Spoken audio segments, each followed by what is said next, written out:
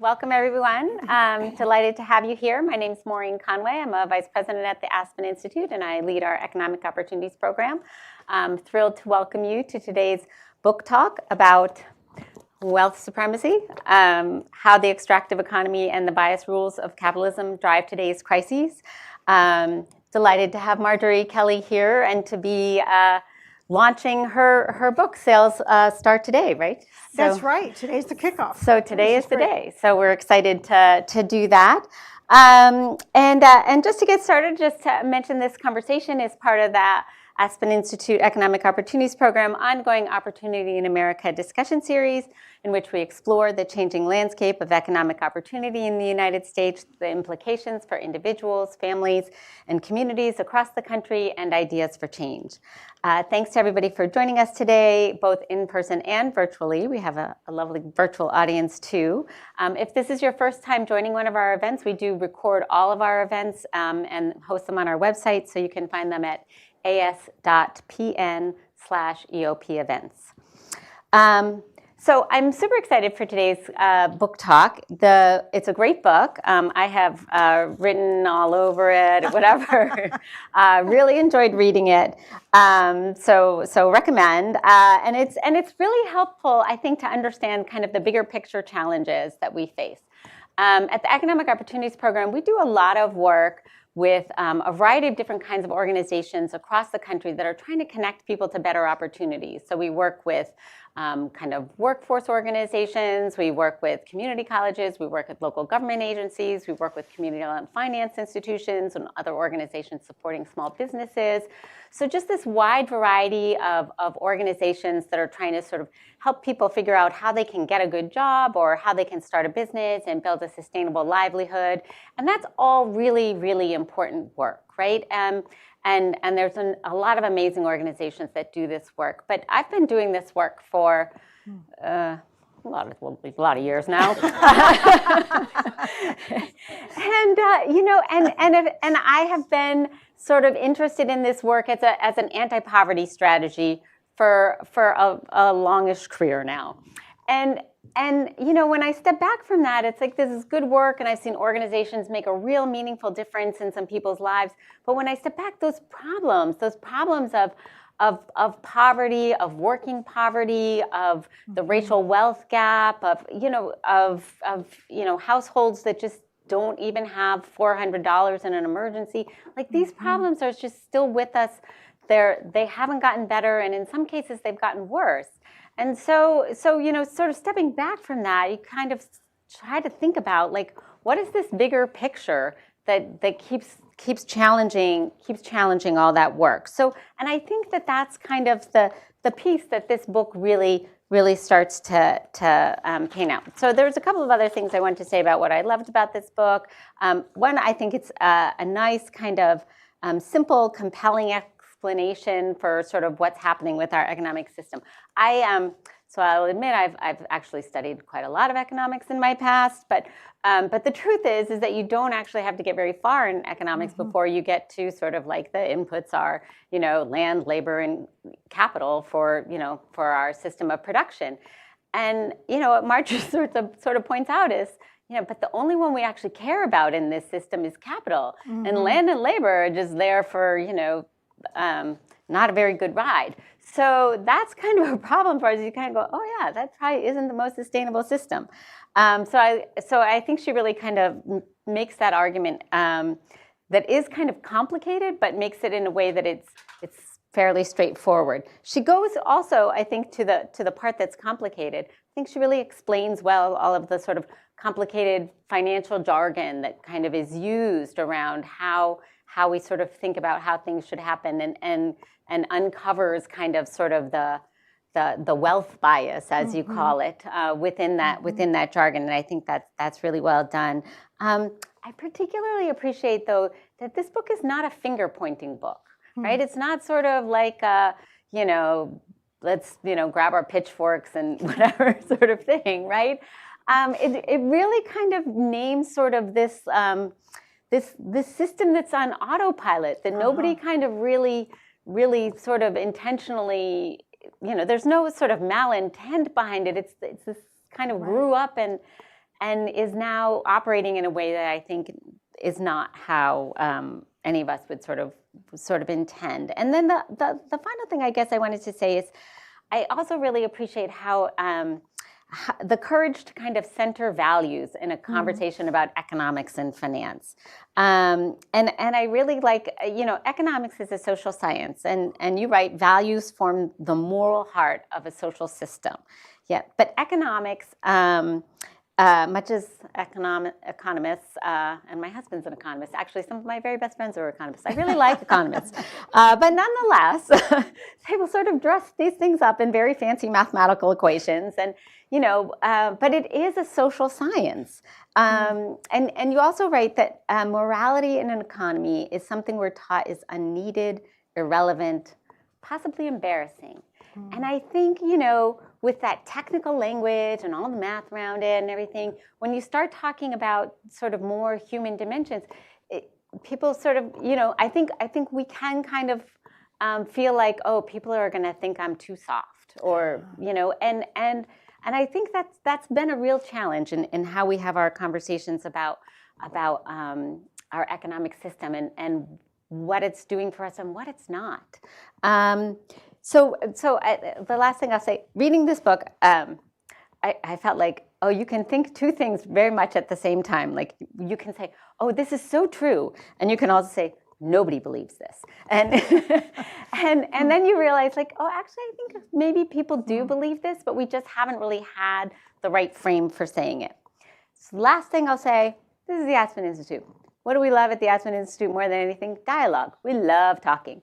And what I really appreciate is one of your chief recommendations was, we need to talk about this more. Yeah. So welcome to the Aspen Institute. We love to talk. So let's get talking. But before we get talking, I just want to do a couple of things for our live stream audience. So just a little housekeeping here. All attendees are muted. We welcome questions. We will have time at the end for Q&A. So I hope everybody in the room and online is ready for questions online. Please use the Q&A box on your screen, and somebody in the room will sort of represent you. We also encourage you to share your rooms, and there's that chat function online. We have this great audience. You all are experts. You have things to share. You have experiences and perspectives. We love when you share that in the chat. Please introduce yourself and share those with us. Appreciate everybody's feedback. Online, there will be a survey that will pop up at the end. So please let us know what you think. Everybody in person and online can also always send us an email at eop.program@aspeninstitute.org to let us know what you think. We love people's feedback, and we're always trying to make things better. We also encourage you to tweet or whatever they call it these days. Our hashtag is Talk Opportunity. If you have any technical issues, you can put a note in the chat or email us, again, eop.program@aspeninstitute.org. Again, we're recording, and the email and the webinar will be shared via email and posted on our website.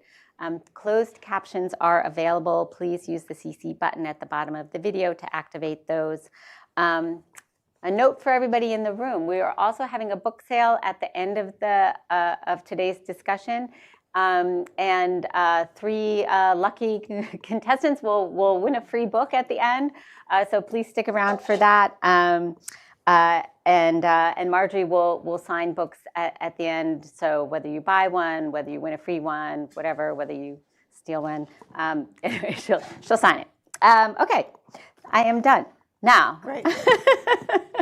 So now we get talking. So Marjorie, you and I have been working on these issues for some time. I mentioned sort of a little bit of my journey on this.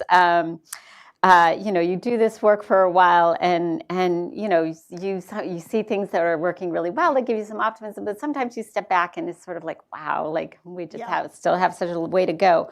So I just wanted you to talk a little bit about your journey and what brought you to writing this book. Yeah, that's great. Thanks, Maureen. Well, thanks everyone for coming. It's fun to have an in-person event, and of course people online too.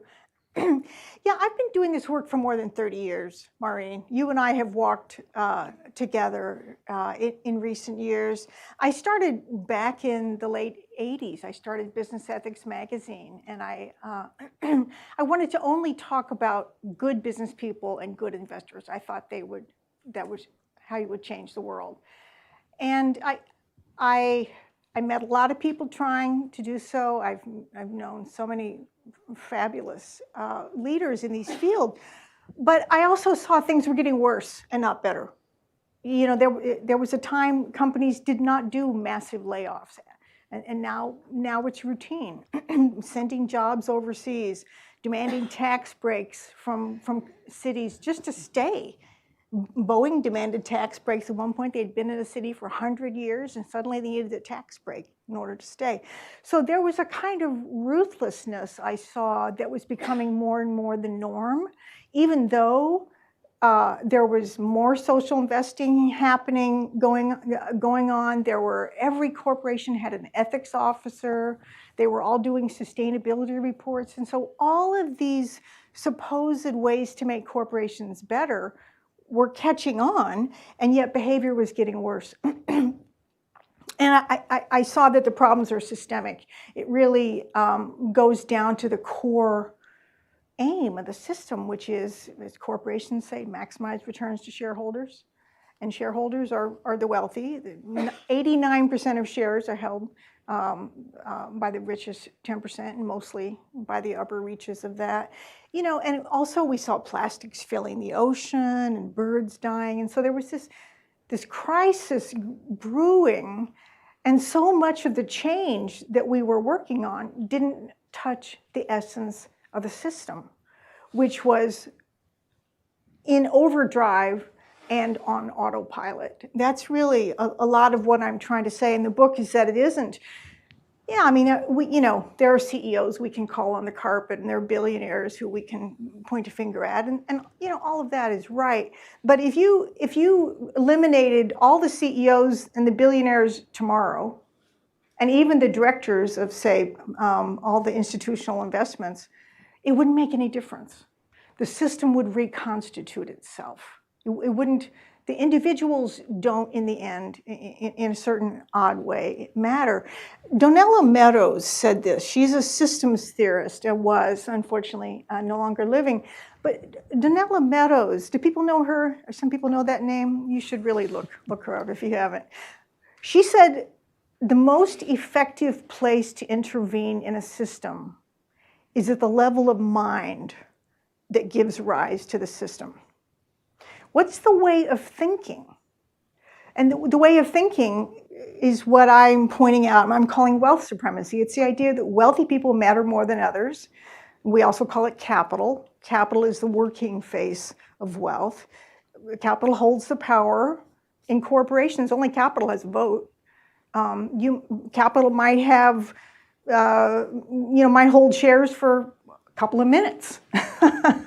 And yet it has a power that workers who've been there for 30 years don't have. So workers are oddly considered outsiders in the corporation, whereas capital alone is considered an insider. And there's something, it's very Alice in Wonderland, that we believe that. It's a little bit like saying, well, only men are persons, or only white people are persons, right? That's a bias. And there's a bias going on inside our system, and it says only wealthy people matter. If you own capital, then you matter, and if you don't, then you don't matter. So I'm pointing this out, and as you said, Maureen, it's on autopilot, and so it's the mind. I think it's the mind of the system that we need to start talking about and challenging. Yeah, that's great. And just to sort of start with this, I think you start this book with this example that I just found like horrifying, right? In terms of how this thinking gets applied to water, right? So we all need water. We're familiar with the crisis, unfortunately, in Flint and then Jackson, Mississippi. I mean, and we're looking at our climate change and everything, and places are running out of water, and there's a whole problem out west now, in terms of thinking about the Colorado River, and you write about how finance is thinking about water, and talk about that. Yeah. So I opened the book with a story of a hedge fund out there buying water rights in Colorado and in California. There is another big financial conglomerate that's out there buying water rights. And Fortune magazine said a few years back, it said water is going to be to the 21st century what oil was to the 20th century. It's the precious commodity that determines the wealth of nations. And that's really right. The UN says by mid-century, 2/3 of the world is going to have a shortage of clean, fresh water. 2/3 of the world. Already there are wars over water that if you look at very, very deeply, it's water. And so how does big capital look at this crisis? They view it as an opportunity for what they call wealth creation. And I call it wealth extraction, right? They want to go out and buy water rights so that they can make money. When water becomes scarce, they want to charge a lot of money as a form of conservation. And there's something kind of crazy about that, frightening about that. And actually, they want to do it with ecosystem services in general. There was a new vehicle created on the New York Stock Exchange a couple years ago called natural asset companies. I don't know if anybody's tracking this, and this is part of what, when I talk about the sort of the mumbo jumbo, and there's a colonization by capital that's ongoing, but most of us don't see it. We don't think of finance as having anything to do with us, actually. And so, but the idea of natural asset companies is they want to own forests, they want to own coral reefs, and turn these into, monetize these ecosystem services as a new form of capital extraction. And I find it very, very frightening. But here's the interesting thing. I thought, well, there's going to be an outrage on the left about this, right? So I got on the internet. I'm going to look up and see who's raising a ruckus about this. Almost no one. We're not even talking about it. We're kind of asleep. We're like, capital is out there. They're already monetizing our identities. They want to own the gene code. Big companies. Walmart, I believe, is the largest company in the world. It's flattened mom and pop companies. Amazon has basically taken over the book industry. They sell more than probably 2/3 of all the books are being sold through Amazon. So there's this kind of colonization going on that we just take as normal. We think there's nothing we can do. We think it's normal, and it's frightening. And I think there's a lot we can do. So what I'm trying to do, first of all, is help us see what's happening. Yeah. No, I thought it was so interesting, this point that, nobody's really noticing that, if I think about water, right? And I think,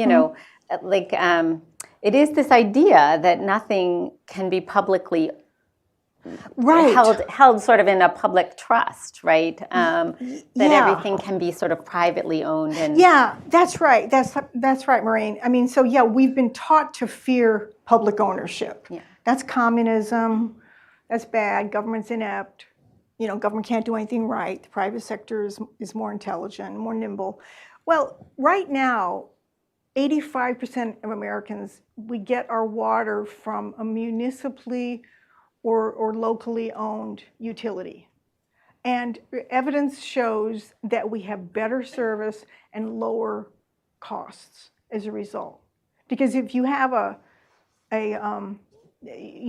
municipally owned, and that means city government or maybe county owns and runs the water system, who are they accountable to? They're accountable to the mayor. They're accountable to the county supervisors. If you're upset about something, you can get somebody on the phone. You can raise a complaint, right? There's local accountability for water. And in particular in the UK, in the United Kingdom, Margaret Thatcher came in and privatized all kinds of things, including water and electricity and airports, and I don't know what all she privatized. But they found, it was almost like she ran an inadvertent experiment in the difference between private control of water and public control of water. And they found that when you have private control of water, they raise the prices because, of course, they want to give money to their shareholders. They want to give big dividends to their shareholders. And how do they do that? They cut the service. They degrade the service. That's how you make more profit. And there's this one area, Thames Water is one of the big private water firms in serving London. And there are people in London, they've had sewage gush into apartment windows in London. It's so bad. And there's a part of the Thames River that they now call Crappuccino, because it's so polluted from this water. So water should be a public trust. Water should be governed in the public interest. It shouldn't be privatized. It shouldn't be used as profit maximization. And I use that example because one of the things I'm trying to say is there's two kinds of systems. There's extractive capitalism, and there's a democratic economy. And the democratic economy already exists in various pieces, and we can grow it, we can knit it together, and we can make that our next system. And it's not just small stuff. It can operate at scale too. And we do have this choice. Yeah, great. And one of the things I think you do a nice job of is sort of explaining some of the terminology. And I was wondering if you just wanted to talk a little bit about sort of that. And particularly I was thinking like this issue of fiduciary responsibility, right, and how that one has come up, right? Just talk a little bit about sort of like some of the words and what they mean. Sure. That's good. Yeah. That's good. Thanks, Marie. I ran a small business for 20 years. I've lectured at a lot of business schools. In a lot of ways, I feel like I've been kind of a spy in the house of business for a long time. So I kind of get the operating system. And what I try to do in the book is unpack this operating system and show how it's threaded through with bias. And I try to do it in a way that's accessible to regular people, right? And strip away the mumbo jumbo. Well, one of the things I talk about is fiduciary duty, right? Fiduciary duty is a term that applies to investment management. If you place your investments with an investment advisor or a mutual fund or investment manager, they have an obligation to act in your interest and not go off and invest the money in their crazy uncle or go to the Bahamas or something, right? So that's right, that's legitimate, that's necessary. But what I say is that there's another piece hiding inside fiduciary duty, which we tend not to notice. And that is that only gains to capital matter, nothing else matters, right? So if you own a mutual fund and that mutual fund holds shares in Exxon, then fiduciary duty says, well, the job of Exxon is to drive up its share price and to have as much profit as possible. And preserving life on Earth, it doesn't count in fiduciary duty. So there's this, and there's a lot of people working on that and trying to change that. So I don't want to pretend that I'm the first person who's noticed this. But it's an example of how these technical terms, the fiduciary duty is part of the operating system of investment. And CEOs of corporations will say, well, I have a fiduciary duty to my shareholders. And that basically means don't talk to me about anything else. This is the only thing that matters. So it's intended as a conversation stopper. And what I'm trying to say is it's really a bias. It says creating more wealth for the wealthy is the only thing that matters. Nothing else matters. And it's embedded in the operating system of the economy. And let me give another example, and that's materiality. And these terms, they sound boring, they sound technical, right? But that's part of their superpower because we're taught, well, it's just technical stuff, right? So materiality, this is a rule of accounting, in finance, and of corporations, both. And what you're taught, and what the law professors will very sternly warn you, is that you have a sacred duty to take care of capital, to fiduciary duty to take care of capital, and you have to report anything that's material to investors. We might remember the woman who went to prison because she lied to investors about she was creating. Theranos. Is it Theranos? Yeah. Yeah, she was creating a new product and she pretended that it was working. It was a blood testing device and it didn't work. So she went to prison because she lied to investors. So anything, she needed to report to investors, well, by the way, our product doesn't work. Or if you have a lawsuit pending, you have to report that to your investors. It makes sense, right? That's if it's material means corporeal. It means physical, right? If I kick this podium, it would hurt my foot, right? That's material. But in the funny upside down world of financial accounting, what's material is what affects the ethereal numbers that affect shareholders. It affects share price, then it's material. If it's the physical earth, if it's degraded water systems, if it's people thrown out of jobs and their families are ruined, maybe for generations, not material. None of that's material unless it affects capital. So I say it's a perfect tautology of capital bias. If it matters, if it affects capital, it's real. It's material. If it affects anybody else, it's not material. It's not real. This is a formal principle of accounting.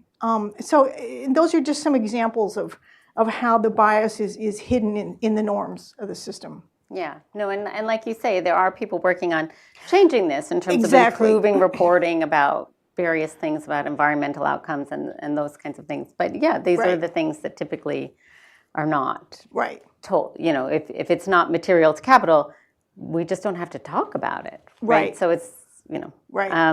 So yeah, so also, but let's also just talk about sort of, well, what does that end up meaning? Because I feel like it's also gotten to the point where we just sort of, you know, so we just accept that, okay, so this is good business. This is, you know, that's what you do to run a good business. And, you know, the result might be that, you know, students have a lot of debt, or, you know, people have mortgages they can't afford, they lose their homes, like, but it's just business, right? And, you know, sort of, so maybe talk a little bit about what we've come to accept, because, you know, how this sort of financialization of the economy has, you know, affected actually people's lives, and what we've just come to accept about that. Yeah, this is good. We've been writing about this at the Democracy Collaborative, where I'm a fellow. There is a phenomenon that economists have actually warned us about literally for decades. It's called financialization. And I think of financialization as a problem as large as climate change. You might remember Al Gore's movie, An Inconvenient Truth, and he had run around with his PowerPoint for many, many years. And there were all these complicated charts about how too much carbon emissions and it creates a greenhouse effect and blah, blah, blah. It was very, very frightening, but it was very technical at first. And I think that climate scientists had known about it long before it showed up in the public. I think something similar needs to happen with financialization. So financialization means there's too much financial wealth in the world. Now, that kind of blows our mind, right? Because we think of financial wealth as good. How can you have too much of it, right? But you can. And it's similar to carbon, because in the aggregate is when it becomes a problem, right? You know, those of us who are lucky enough to have a little bit of an investment portfolio, you get your statement and you see the numbers have gone up and you wish they went up more. And that's normal, right? In the same way that when you want to set your thermostat where you want to set it, and you want to drive your car as much as you want to drive it. But when we do these things as individuals, in the aggregate, we have an effect shows up that is counterintuitive. Wasn't what we intended. This has happened with financialization. So when there's too much financial wealth in the world, what that means is, you know, you're shifting income. For example, corporations shifting in from capital to labor when they send jobs overseas, when they take part-time jobs and make that the norm instead of having a full-time job. I mean, 40% of jobs are now part-time, contingent, insecure, gig, subcontract, various kinds. We don't even keep the score. I mean, this was a survey that the federal government did a number of years ago, and they don't even do it every year. A lot of jobs are now insecure, and that's one of the results of financialization, because we've been shifting more and more to capital, more and more to financial assets. You know, we talk about, you know, CEO pay being a problem. Well, CEO pay is about 95% stock options, so they only get paid in the big bucks if they get their share price up. rising portfolios of the wealthy also means rising debt for other people, right? So government, individuals, families are swimming in debt, college debt, mortgage debt.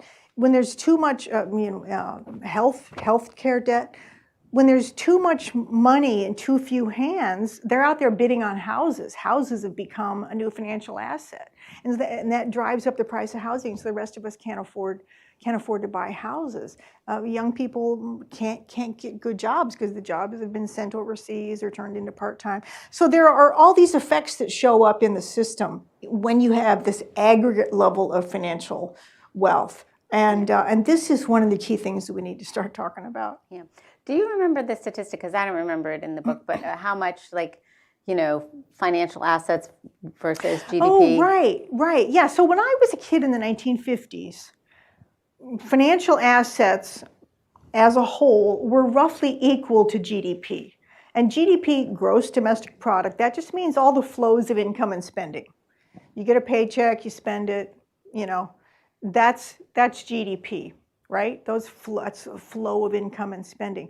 But on top of that, there's really a sphere of financial assets, and that's business equity, it's bonds, it's other forms of debt. So when you look at all these assets in aggregate, they used to be equal to GDP.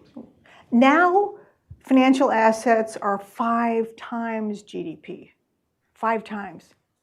And yet, the system tells us financial assets have to grow every quarter, every year, into infinity, and they have to grow faster than GDP. So what it means is they're sucking more and more income out of the real economy of jobs and spending, and sending it up into the sphere of the wealthy.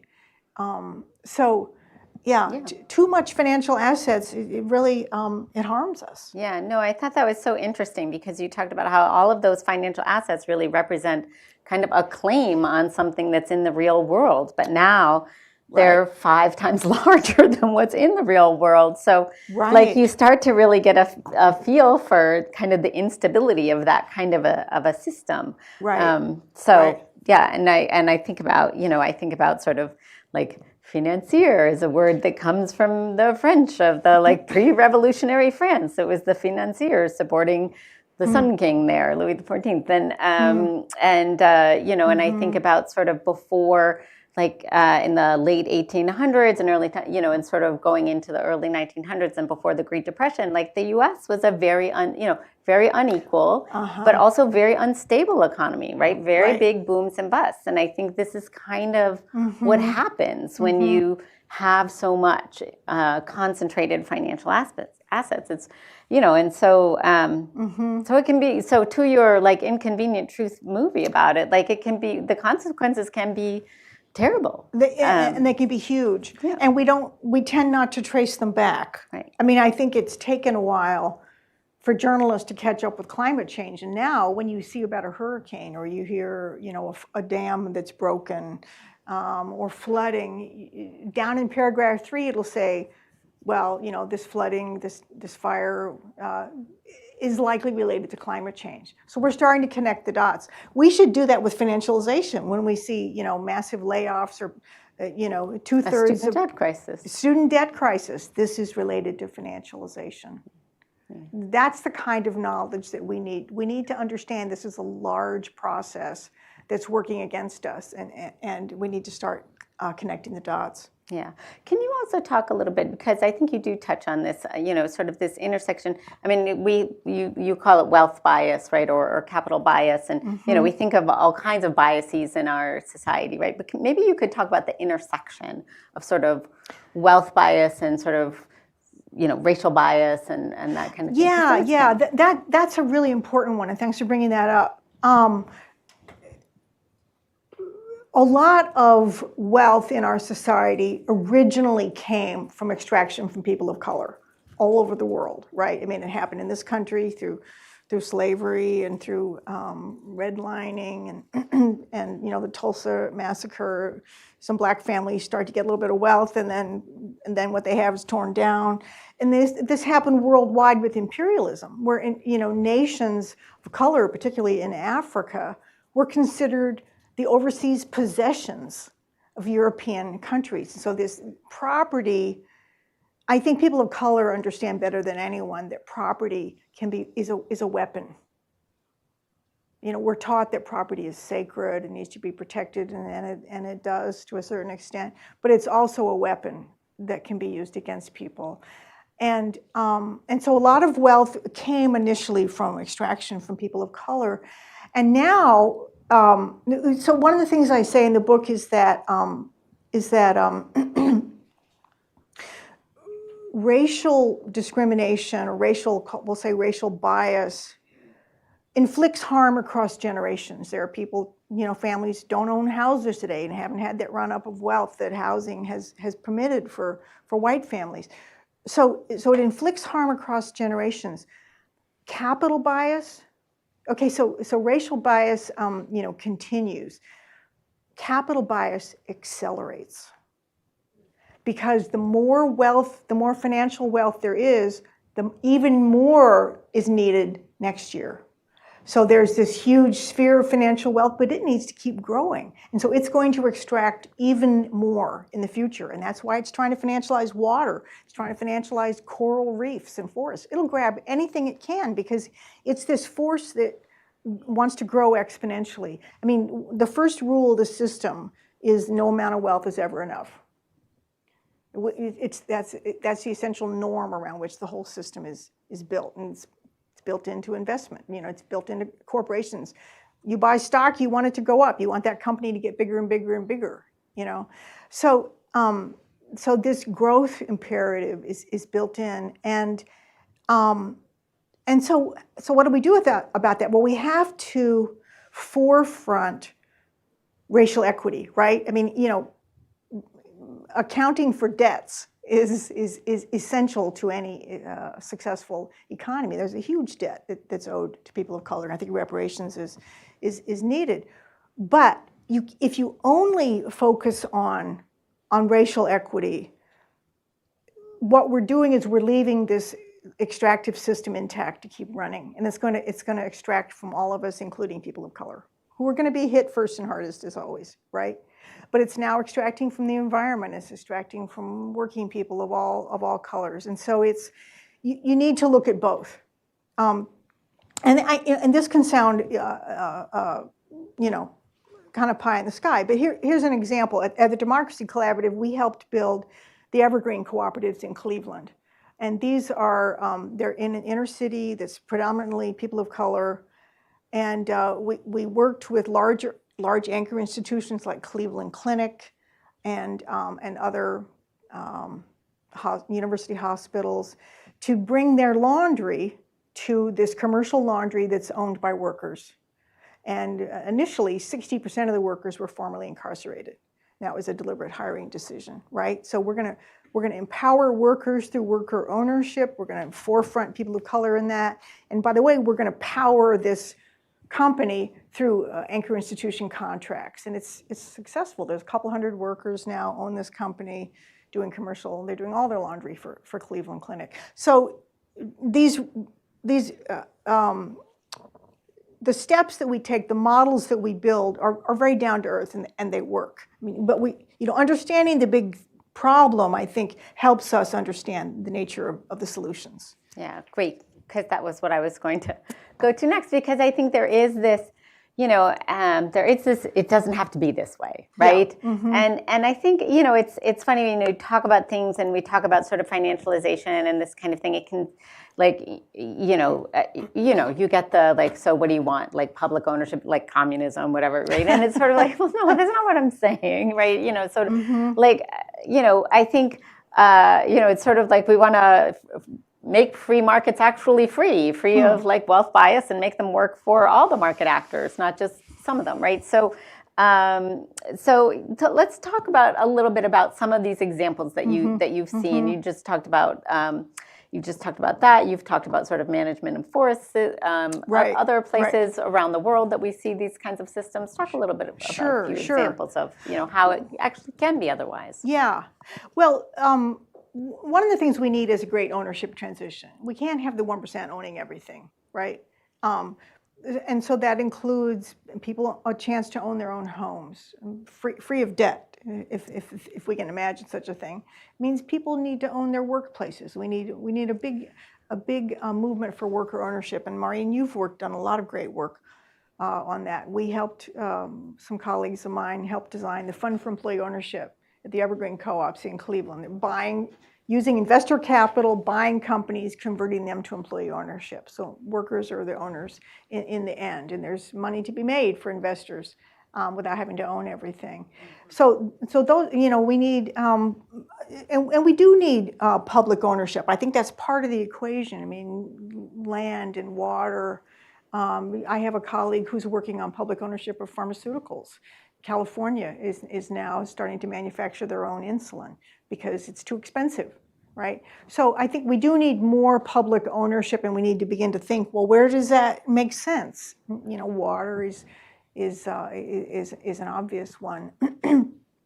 We also need the worker ownership in various forms of trust ownership and collaborative ownership.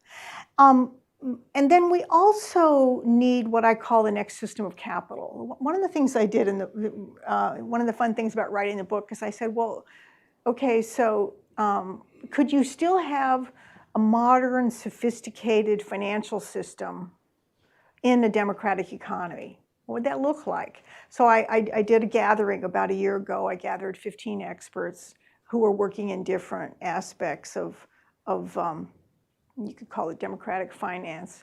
And we came up with a series of pathways that I think pretty much add up to a next system of capital. One of the things we need is debt forgiveness. If you're going to have all these overblown financial assets, and a lot of it's debt, you need to have mechanisms for forgiving debt. And Biden was doing this with education debt. He also did it with debt for black farmers, which then people took them to court and alleged racism, which of course was not what was going on. But so debt forgiveness, and I talk, for example, about debt for nature swaps. There was like several $100 million in Belize. A lot of these developing nations are burdened with debt right now. There's a debt crisis. Well, they can write down, I think this was about a 50% write down. So in other words, you forgive half the debt. And in return, Belize said, we're going to preserve forests. We're going to preserve mango groves. We're going to preserve all kinds of ecosystems. That's very different than the natural asset companies where you want Wall Street owning ecosystem services. No, this is trusts and preserved areas. So you're writing down some assets, and in return, you're preserving the natural world. That's a really great example, I think, of how we can begin to get beyond all this debt. I will add that Germany, at the end of World War II, was swimming in debt. And through currency reform, there was a massive write-down of about 90% of their debt. And that turned Germany into the powerhouse that it is today. So there's a long history, a successful history of debt forgiveness. And it needs to become dimensionable. Right. The right wing, is horrified that any debt would be forgiven, but it needs to become a mentionable solution. And let me add another one. So as you want to sort of write down some of this debt, we also want to build up the assets of those who don't have assets, right? One of the people we brought to our gathering was talking about baby bonds. Baby bonds, I mean, every young person ought to have, a few assets starting out in this world, and let's create bonds that will give these assets. And if you do it by income or by wealth, then you sort of sidestep some of the problems of racial discrimination, which are people going to scream about. But you can achieve the same result, I think, by looking at wealth, the wealth deficit. So baby bonds, that's another example. There's a bunch of examples that we looked at, local investing, impact investing. And we actually could, I'm convinced now that we actually could have a modern, sophisticated financial system that in a democratic economy that's designed to serve us rather than extract from us. Yeah, great. So I'm going to ask you one more question, but I really do want to get to audience questions. So please be thinking of them and online as well.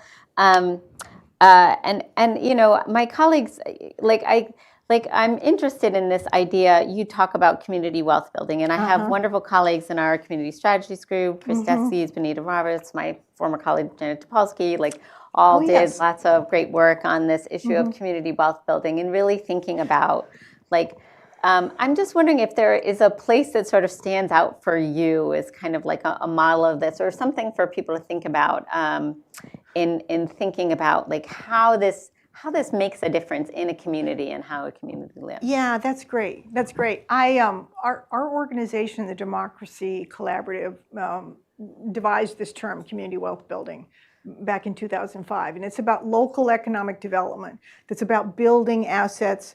It's about transforming communities by having them own and control their own assets, right?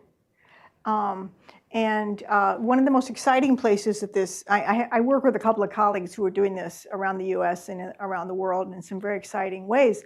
And one of the places that has done this is Preston, England. And this is a Rust Belt city. It was very broken down.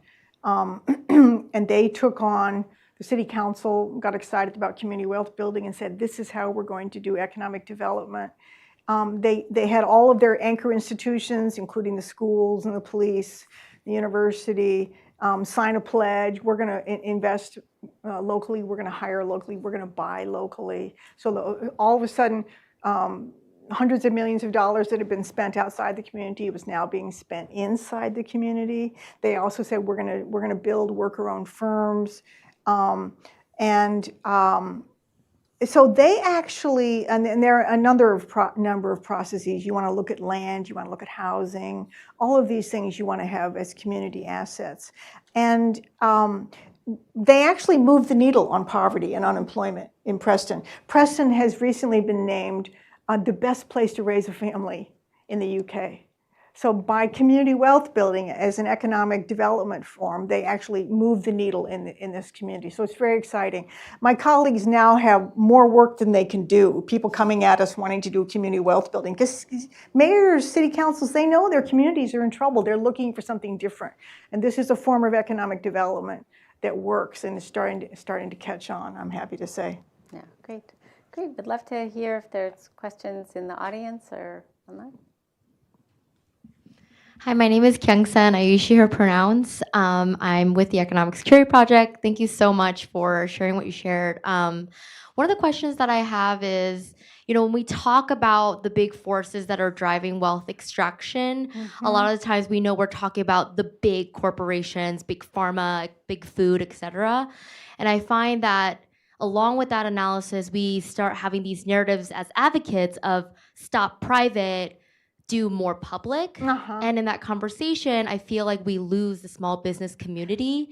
And I'd love to hear more of your thoughts about, especially, coming from Missouri, oftentimes our small business owners are also our local legislators or our state legislators. And so would be curious to hear your thoughts about how we bring them into the conversations around wealth extraction, other forms of community wealth building that also makes them feel like they have a role in this process. That's great. Thanks for that. And I am from Missouri, from Columbia, Missouri, and thanks for noticing that. I think I'm a huge advocate of small business and family-owned businesses. And one of the things I talk about in the book is how that there's a conveyor belt always functioning. Very few family businesses make it to the second or third generation as a family business. You sell to a multinational, you sell to a competitor. So we're always losing our businesses into this conveyor belt of ownership by big capital. So I would love to see family businesses supported or able to sell to other local buyers or sell to workers. There's kind of a movement, and Maureen's been helping to lead this, to have financing, so to sell to workers. That's a kind of a built-in buyer for your business, and it's a way to preserve that business locally, and you're not going to lose jobs and so on. Yes, I think that small business and family businesses are our allies. And we need to distinguish. I make a distinction in the book between businesses that are profit-making and those that are profit-maximizing. And it's like the difference between being a social drinker and an alcoholic. I ran a small business for 20 years. You got to have more money coming in than going out. I mean, that's true. That doesn't mean you have to make every dime off every back that you can. And we're kind of hoodwinked if we think that profit maximizing is a requirement. It's not. And I think family businesses know that. So yeah, and I think, small business, family businesses, they're being taken advantage of by Amazon, which takes 34% of every sale. Now you tell me it doesn't take that much money to run that platform, right? So there's a lot of gouging going on. I think those are our allies, and I'd love to see us support them more. And one of the odd things, two odd things. Number one, banks don't serve small and medium-sized businesses. Because all of they used to be thousands of community-owned banks in this country, and they all got rolled up into Bank of America and Citigroup, and now we don't have the local banks that we used to have, and so you have these distant headquarters. They don't lend to local businesses. Local businesses have a hard time getting bank lending. Also, it's almost impossible to invest in businesses next door, right? Probably almost all of us are invested in Amazon, with not knowing it, because they're in the index funds that we're in. But can we invest in a business next door? No, we can't, because we haven't built the roads to do so, and we need to do that. Yeah, and I also appreciate you bringing up that the small business owners are often your legislators and that sort of thing. And I do think, I have been doing a lot of work on employee ownership and building that in. And I will say, in conversations that we've had on the Hill and everything else, it's a very bipartisan kind of support for that strategy. I think a lot of people see that as resonant with their values of responsibility, of fairness, of valuing entrepreneurship and that sort of thing. I think there's a lot to think about in trying to engage the small business community in this question. So thank you for that. Yeah. You can stay seated because it will interfere with the mic. Say what? You can stay seated. Oh, okay, thanks. Okay. I gotta get my proper instructions here. First of all, I think the origin of all wealth is human labor. Otherwise, wealth doesn't fall from the sky. Those forests you describe in some place or other, they're not worth anything until someone cuts down the trees or fertilizes them or turns them into lumber, et cetera, et cetera. So all wealth is a product of human labor. The fact that some people are able to exploit other people, they accumulate more wealth. The bigger people like Jeff Bezos, they have a lot of people to exploit, and they become very wealthy. The small businessman, he only has a few people working for him, so he becomes a little wealthy. But the bottom line is this inequality persists because of the way the system is organized. So it seems unless you take a different system, which does away with the idea of commodity production, producing things and making things to make more money, exploiting labor, you're not going to solve this problem. And we've seen it go on. This has been going on for hundreds of years. It's Thomas Pinckney wrote a book how, a couple years ago, how the people with money continue to make more money and workers continue to get poorer. And the more wealth you have at the top, the more poor people you have at the bottom. So until you eliminate that very system, I don't see how you're going to make any fundamental changes. So it's the whole capitalist system that creates these problems. Unless we're going to break with that and go to a different system, which production is based on need, rather than on profit, I don't see a way out. Yeah, my wife the other day picked up Karl Marx, Capital, and he says I've read Marx. Says exactly that all wealth is theft and comes from labor. I don't want to get into that argument, but and of course Marx was a brilliant analyst and has a lot to teach us. But what I like to talk about is a democratic economy. I think that's designed for all of us. I think a lot of families want to have a few assets, and I don't think that's a bad thing. But I think there's a way that when assets are held broadly and we have a right to the wealth that we create, that's when you start to have the economy that I think can work for all of us. So thank you for your remarks. Yeah.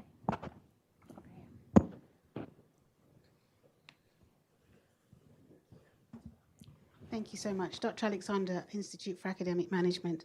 I'm totally thrilled with your presentation. I've not read your book. I can't wait to read your book because there's a lot of England in there. So that's fabulous, which brings to my mind, in coming to the US and studying as a foundation in the UK, why we don't see more community wealth building, why we don't see more academics to apprenticeships to entrepreneurships, and why we find that in the poorer communities, the money doesn't stay in the communities, it goes outside of the communities, where in some communities, it does stay in the communities, and that's what generates wealth building. So we're not reading your book. I don't know where education and the education system falls, and if you could answer, where are we missing the mark? I'm about to launch an academy just for that, because that's a way to then generate generational wealth per se, and then to go into home ownership and other aspects. But the entrepreneurship, apprenticeship to entrepreneurship, you can't go wrong with it. And I'm sure Preston did a great job with that as well. Yeah, thank you for your remarks. I love your accent. It's very lilting. It's lovely to listen to. I think education is critical because, like as I said, the mind that this system arises from is the critical point of intervention. And so I think helping young people or learners of all ages that there is another way to do things. One of the pieces of work I'm most proud of that I've done over the years is I worked with a woman who did a Lakota translation of community wealth building. Because she took the community wealth building framework, she took it to her, she was Native American, she was Lakota, and began talking with women, and they realized this is exactly what had happened in Native American reservations, that the wealth had been extracted from their reservations. And she began to say, well, if we're going to have economic development, let's not bring in some white-owned business. Let's have a native-owned business. And so she began to sort of permeate this mindset there on the reservation. And she helped start a cooperative of women quilters. I was happy to say I bought one of their quilts. It's doesn't exist anymore. I'm sorry to say, a cooperative ownership model doesn't necessarily make a successful business all by itself. But anyway, yes, I think translating community wealth building into different cultural contexts is critical. And I'd love to see that happen, you said, in your community, because I think that this process has happened all over the world, to communities all over the world. And community wealth building is how we can begin to take back economic power in a way that works. And I think education is critical. So thank you. We can go to an online question. Sure. So I'm going to combine a few online questions here. So in a world of antithesis, where do we start? Who are we trying to reach? What is the message? How do we reach them? And what are some of the key myths? Could you build a little bit more on the key myths that we need to kind of dismantle? Yeah, so the book has 7 myths that I unpack. I talked about a couple here: fiduciary duty, materiality. There are others. So who are we trying to reach? One of the questions, as I've been out talking, the book is just out today, but I've been doing a little bit of talking up till now. And one of the questions that I often get is people go, well, what do you say to people who disagree with you or who are opposed to you? And I say, I don't think we start there. I remember back in the 70s when second wave feminism came, you don't start a feminist revolution by arguing with your dad. He may be the one who needs to change, but that doesn't mean you start there. You start with each other. We talk to each other, we strengthen each other, we have the frames, we have the understanding, the knowledge together, and we have solidarity with each other. I really think that the movement for system change needs that kind of solidarity. There's a lot of siloed work happening, but we don't recognize each other as colleagues in a similar movement. And I think we need to do that, and that will strengthen all of our work. So I think that's where we start. I think we start with talking with each other. Wow, we have a lot of questions now. So we'll just do like maybe 1, 2, 3 and take them all at once. And maybe get the gentleman back. Hi. So I'm an urban planning student, so this will kind of shape my question a little bit. You talk about like community owned and that kind of thing. I was kind of wondering if you've done any work or if you've seen any work that is done where maybe not a governmental structure owns an asset like actual land or buildings and that kind of thing, but there's an alternate organization that owns it in trust for the community, so that rents and other things go back into the community, as opposed to just a business structure where you have workers and they own and that kind of thing. So Okay, I'm going to hold this. So alternate ownership, I know the answer is yes, and you can talk about that. Yeah. First of all, thank you very much for your sharing. I'm just wondering, you talked about like how financial assets have like sort of like expanded exponentially over the last decades, and at the same time we are seeing like governments cutting spending in local communities and even governments going bankrupt, like Birmingham recently did. So what do you think the government can do more to ensure or to make the wealth that these like big corps extracted from the community and bring that wealth back into bring it back into the community and back to citizens' hands? Great. I'm going to stop you at a time of financial abundance. Why do governments have no money? And First of all, thank you. I guess as a person trained in the social sciences, I'm thinking that part of the solution is to look to the social sciences and to fundamentally put the human being back at the center. Because I'm just going to use one example.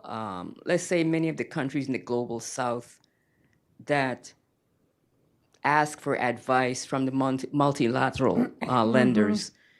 The first thing they tell them is to sell your minerals to the rest of the world. Right.